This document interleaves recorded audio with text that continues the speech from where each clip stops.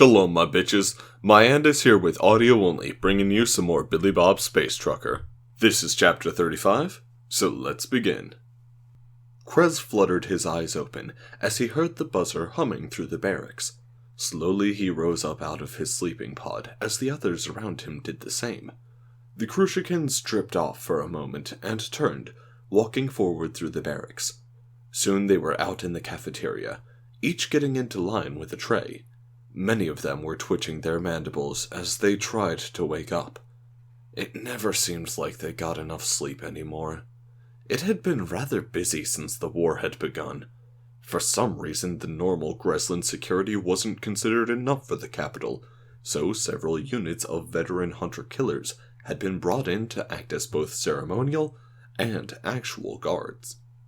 This was fine in theory, but many of the new members didn't like being guards.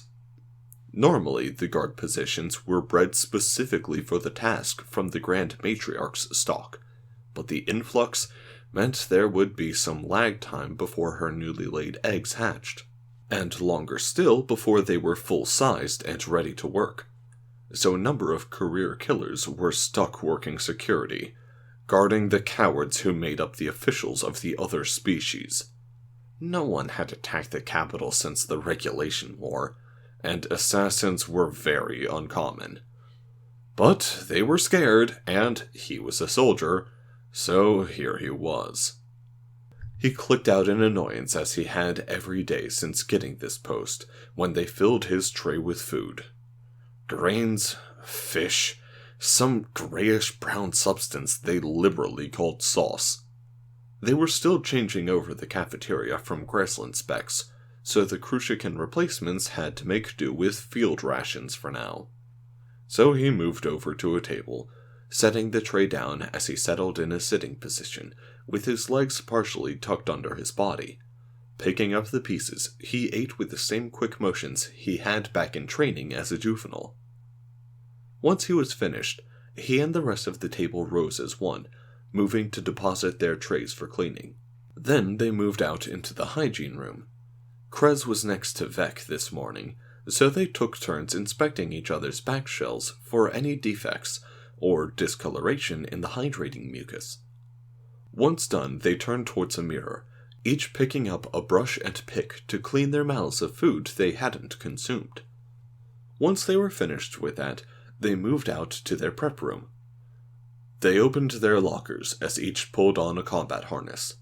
They were supposed to have those fancy ones like the rest of the ceremonial guard, but instead they had the standard black mesh, shield emitter, stunner, short-range hand beamer, some energy packs, a set of energy restraints, and of course, their targeting computers. They checked each piece as they tucked it into their black mesh harnesses, and then when they were finished, they closed their lockers and walked through the blank beige halls that made up the service corridors of the capital. Soon they reached a junction, various teams splitting up to go to their assigned sectors. Krez and 5 others moved along their path, soon ascending a set of stairs to reach the small security office overseeing one of the building entrances. The dignitaries had all gone through on this shift, so this was the actual ceremonial guard. Their shiny white silver harnesses, top-of-the-line equipment, perfectly conditioned shells. Krez hated them. They always acted so superior, and he knew many of them boasted about getting to court one of the younger matriarchs for the possibility of breeding rights. So unfair. Krez knew that unless all other viable males suddenly died, he'd never be allowed to breed. We did all the hard stuff for you already. Just try not to burn the building down while we're gone, one of the other guards said, as the others chittered in amusement. Krez and his brothers clicked in annoyance, but quickly replaced the guards. Krez checked the weapons locker and noted all the heavier energy weapons were still in place. He stepped out of the office into the main station, near the weapon scanner. The other 5 stayed in the office, but he liked being out in the corridor better. They'd left one of the vid screens open to the summit going on not far from his position. He watched as one of the Greslin superintendents stood before the assembled officers. Which is why we need a unified effort against the humans. They openly defy all conventional methods of warfare. If we don't present them with a single force, they'll take us apart piece by piece. The Kittians are already showing their cowardly nature by surrendering several systems without a fight. The Kittian ambassador gulped and stood up. The greatest fleet you've ever assembled was destroyed in a single action against them. What hope do we have? Then he sat back down. There was a murmur spreading throughout the officials. Of course, the Greslin's stance didn't change since he was in an exosuit, but Krez figured he wasn't too happy about that comment. It was a cowardly surprise attack. Nothing more. They refuse to face us in true battle because they know our dreadnoughts will annihilate their so-called supercarriers. But we have numbers on our side. They cannot be everywhere at once. But they have nuclear weapons! Another worried diplomat gasped out. There was a rumble from Matriarch Neckel, who was taking the position of the Grand Matriarch tonight. Apparently, the Grand Matriarch was ill, which was unusual. Might I remind you all that we have faced this threat firsthand, and this is why we know we must defeat them now! The vid screen switched over to images of the destroyed colony. Krez chittered nervously as he looked at them. It was unnerving to see the shadows that were etched into the stone, the twisted and melted structures. He knew they were choosing the absolute worst pictures to highlight how terrible it was, but he was confident that there wasn't any good pictures from a city that had been hit by nuclear weapons. These Americans have not only used these weapons against us, but they've used them against the race from which they descend. The UHG has confirmed that the Americans have used these weapons before. This subspecies is incredibly dangerous. They must be dealt with now! There were rumors that even the Founders couldn't push the other species to agree to war against all of humanity, so they had to settle for the American subspecies. Still, everything he'd seen made it seem like the UHG would be far more reasonable. Not only must we deal with the Americans, but the Libertonians who clearly provoked this war, and likely influenced the Americans secretly beforehand. When this war is over, they shall not be allowed any autonomy. That drew more murmurs and surprise from the diplomats around the chamber. There was a click on his comm. Loading Bay 22 here. The Grunwillians have brought a statue. We're checking it in. Careful, Bay 22. They might have hidden snacks inside, he heard someone reply, and there were clicks of mirth across the comm. Krez looked back at the screen. He wished he was out fighting the Hyumans. He knew they had destroyed their colony in response to the raids, but he would be glad to serve his species gloriously in battle. He'd heard it was bad on Bastion. He should be out there with his brothers, not stuck here being bored and eating bad rations. Maybe he could get a forward position by the end of the war. See if he could earn some glory accolades.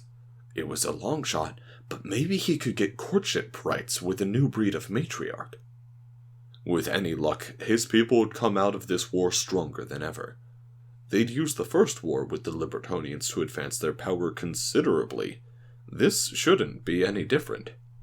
He'd been watching the screen, but not paying attention, so he had to concentrate to figure out what was going on now. One of those strange reptiles who licked their eyeballs was talking. What was their name again? Busamites? Or something like that. But the Founders have not allowed any new member species even half of their power. Clearly this war is an indicator that the Founders must distribute power more evenly. Krez chittered a little as he heard the murmurs in the crowd. He was never fond of diplomats, but it irked him to see the other species use this war as a platform to gain power. It didn't occur to him that he was hoping his species could do just that. This war must first be won, which is why we're undergoing massive restructuring to better assist the combat that rages today, said one of the Phyllis.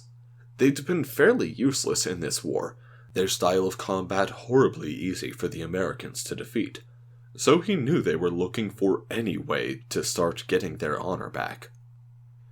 One of the security observers outside just went offline, he heard one of his brothers say from the security room.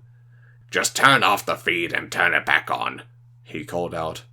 What did they expect? An attack on the Capitol building? Outrageous. It would take a massive fleet just to get this close. He looked back at the screen. Furthermore, even if we do develop FTL technology to allow us to get into American-controlled space, how do you propose we attack their colonies? Have you seen the planets they inhabit? None of our species could survive on any of those for more than a few minutes, and that's if they had appropriate survival gear. Of course Okidian was trying to defend their constant surrendering. The cowards just didn't want to fight. There was a chime, and he turned to see a Grunweldian and a large Vekish bodyguard that had some sort of bag. He waved them through the scanner with a claw, and looked back at the vidscreen. The matriarch was talking. Let us not forget. He heard the approval chime of the machine as the Grunweldian passed through. There are humans that have shown their evil and terrible nature on a small scale. The terrorists who attacked the museum are still out there. He heard the negative buzzer as the Vekish tried to step through the device. He chittered in annoyance, figuring the idiot hadn't keyed his credentials in properly. Turning, he saw a massive blue fist racing towards his face. There was a solid crunch as his head snapped back, pieces of shell flying away as the matriarch spoke. Even now the terrorist is out there. We must not forget the threat to our way of life that is Billy Bob Space Trucker. Billy Bob leaped over the counter. Walking towards the security door, he kicked it off the hinges with the amplified strength the fake Bork suit gave him. The bag was on the counter. Open and in his hand was item number 1, an AA-6 shotgun. The stunned crabs inside were all staring at him, their mandibles twitching in shock. Oh shit, one had time to say before he finally pulled the trigger. The specially crafted 6-gauge rounds had been designed with the increased strength of a power suit in mind. And oh did it show. Billy Bob stood in the doorway as he slowly turned, the buckshot flying out into the room, shredding crab and console alike. The guards flying backwards as he was torn apart by the torrent of fire and metal that was spewing out of the muzzle of that weapon. Billy Bob was very well aware he didn't need to go so far with it, but he stood there, feeling the weapon lightly jerk in his hands as it went through round after round, pulverizing the room and everything inside. Finally, the drum was empty, and he stood there, grinning inside his suit, as the Bork face mimicked the motion. He could see sunlight sneaking through the holes in the wall of the office, even though they were inside the Capitol building itself. Finally, he detached the drum, letting it fall to the floor and the pile of spent cartridges, turning as he slapped another one into place. Then he hopped back over the counter, zipped up the bag, and slung it over his shoulder, before grinning down at the hamster. You're free to run away now. I think I blew our cover. The hamster nodded and went running back out the way they'd come. He was humming inside his suit as he looked at the map overlay. Any alarms? No, you killed them all before they could react. He heard Amelia's voice in his ear as he smiled. The other teams are moving on their objectives. You need to clear one more security station, and then the loading bay I'm in. Understood. He wished he could start playing some heavy metal right now. Oh, or Stars and Stripes Forever. Maybe the Beach Boys to throw everyone for a loop. Ah well, he'd have to settle for his own sounds. Oh, Yankee Doodle went to town riding on a pony, stuck a feather in his cap and called it macaroni. He walked down the hallway as he saw a crab lean out to find out what that noise was. Seeing the armed Bork, it let out a hiss of surprise before Billy Bob fired the shotgun, pulverizing the guard. Their shields utterly useless against the 6-gauge buckshot. As he stood in front of the next security booth, he didn't even bother hopping over the counter. Yankee Doodle, keep it up. He pulled the trigger again as the crab started to rush out, only to get cut down, the lightweight Xeno construction splintering apart as the round slammed into it. Yankee Doodle dandy! He could see one inside frantically trying to open a weapons locker. Mind the music and the step! But there was nothing it could do, as the buckshot tore through both the crab and the locker he was trying to open.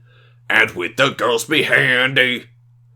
He stood there, observing the second obliterated guard post, before dropping the second drum and taking one off his harness, before slamming it home.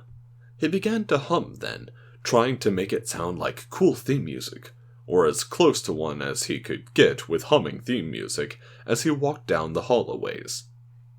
He saw the door for the loading bay and turned, kicking it in as the door went flying, smashing into a crab who'd been standing on the other side. He stepped out and saw these crabs had weapons in hand already, but they sure as hell hadn't been expecting him. Hey guys, what's up? They stared at him for a second, and then all began to aim as he pulled the trigger. The metal crate in the center held Amelia, but he knew she couldn't get out until he entered the code. Yet, he didn't feel much like sharing these guys. He walked forward, the few rounds the crabs managed to fire getting absorbed by his suit's shield, which, as far as he could tell, was the best of Xeno shielding, and all the best of human high-density metal, which was fine by him. Soon they were splattered across the walls, as he dropped the shotgun and opened a hatch on the side of the crate. Have you out in a jiffy, Amelia? Good. The others are reporting total success so far. Then he heard the door to the loading bay open, and looked over to see several surprised crabs, and one of those armored metal ones. Fuck! He quickly pulled the bag open again, and leaped forward as he pulled out his next weapon. What's going on, Billy Bob? I got it, he reassured Amelia as he rushed forward, holding in his hands what amounted to an all-metal, power-suit-ready fire axe. The head had been sharpened to as fine a point as possible with modern technology, and he wasn't sure if that meant a single atom, or molecule, or whatever, but he knew it was fucking sharp. The crab in his sights had time to widen his eyes in surprise, but that was about it, as Billy Bob slashed, cleaving through the guard without even a moment of resistance. Then he spun, extending his arms as he slashed through two more around him who cried and gurgled as their upper bodies had been suddenly opened to the outside world. The armored crab tried to turn, but he jumped over it, slamming down on the screaming crab who fired a single shot up at him before Billy Bob collided with his body, crushing it beneath the heavy suit, even as he rolled forward as he swung the axe once more to split it straight through the last regular crab's skull and torso. They were too big for it to be any kind of clean cut, but the body collapsed, leaking everywhere while Billy Bob spun again. The armored crab was turning, but he sweeped out, cleaving the bottom half of the left legs off, and as it toppled over, he brought the axe down through the head to finish it. He stood there for a few seconds, looking around as he heard Emily. Wow, that was incredible, and here I doubted your melee weapon. Axes are sweet, was his only reply as he turned to finish opening the crate the Libertonian power suit was in.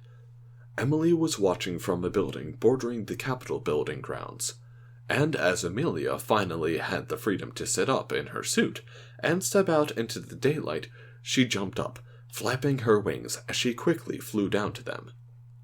Alright, what's the plan now? Billy Bob said, looking between the 10-foot-tall Libertonian power suit and Emily. Seriously? Amelia asked. Yeah, I kind of forgot with all the awesomeness I've just done. We're killing stuff towards the center now, right? Emily nodded. The teams have activated some of the meeting room's security features.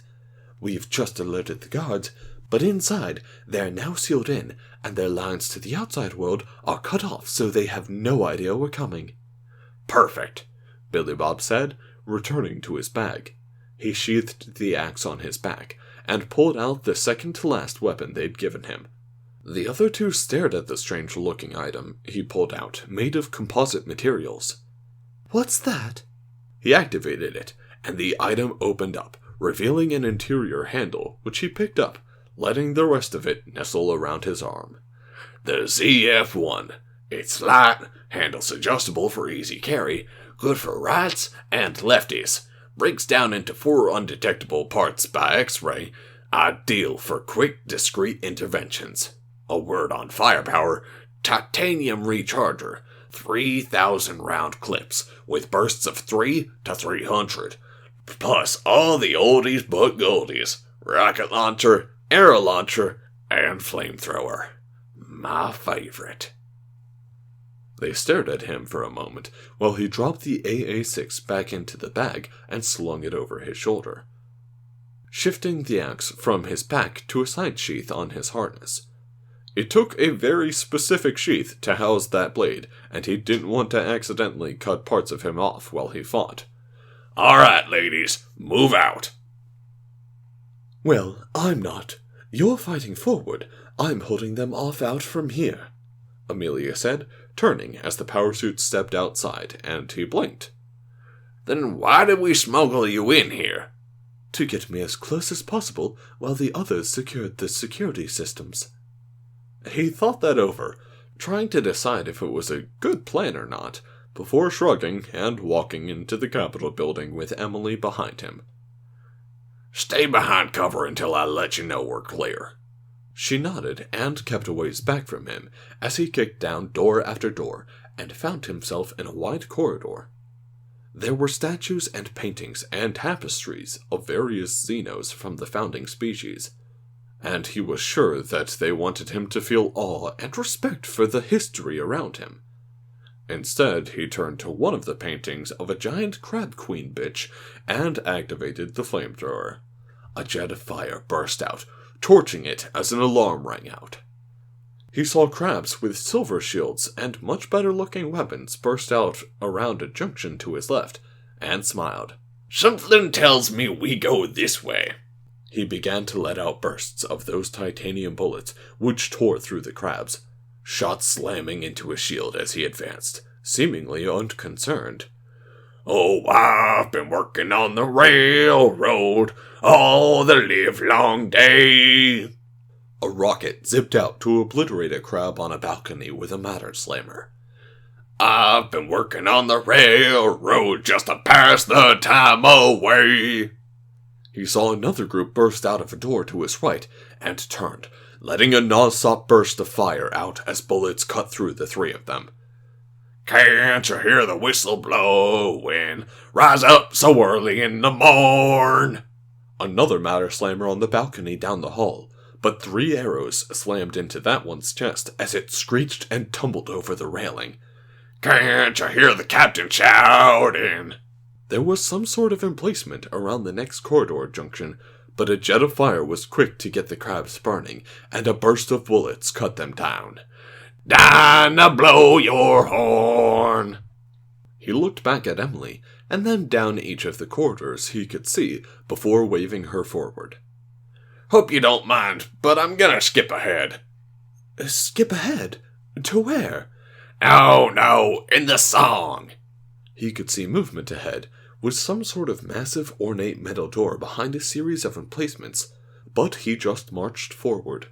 Someone's in the kitchen with Dinah. Someone's in the kitchen, I know. A rocket streamed out from his gun, exploding one of the fixed guns he could see on a platform to the left side of the massive door. Someone's in the kitchen with Dinah. Someone's in the kitchen, I know. He aimed to fire another rocket at the other side and heard a beep. He quickly triggered another blast of arrows, which peppered that platform, hissing out green smoke as the crabs coughed and sputtered, clutching their faces as they either died or passed out. He had no idea. Strumming on the old banjo, singing fee-fa, fiddly-o. More crabs were behind some heavier shielding, but he let out a steady stream of bullets, which made the shields flicker and fail before the crabs behind them were turned into shreds. Fee-fa, fiddly-o, fee-fa, fiddly-o. He saw another crab who frantically activated some sort of shielding in an alcove to the side. This barrier is immune to ballistics, it quickly shouted at him, raising a matter slammer, while Billy Bob just thumbed the flamethrower once more, and as the crab screamed out, engulfed in flames, Billy Bob sang, strumming on the old banjo. The crab slumped down dead, the shield still in place as he smiled back at Emily. I fucking love my job. And so splits a chapter in the adventures of Billy Bob Space Trucker, but does not yet end. Alright guys, so, we have 2 more chapters of Billy Bob Space Trucker. I have contacted several individuals about what to do next, and, I'm gonna hold off on actually telling you guys. It'll be fun. It's, yeah, I'm excited about everything that's coming up. I'm excited to be back recording! Holy shit, I finished! Oh my god, that fucking sucked! Oh, Jesus. Last 2 weeks of, Bachelors was, difficult, to say the least. Motherfucker. Anyways, I finished up the class with straight A's, except for a, B in, a class that I really put absolutely no effort into the entire semester. If I was graded based on effort, I really should have gotten a D in that class. But, luckily, I wasn't. I was graded on, the shit that I was actually able to do, so, yay. I graduate, this Sunday, and I'm going back for Masters, just to let you guys know. But, until that point, I am taking the summer off to work on this whole talkish stuff. And this is the first of many videos that you should be excited about this summer. Yeah, so, if you are ready and interested for more humanity, fuck yeah.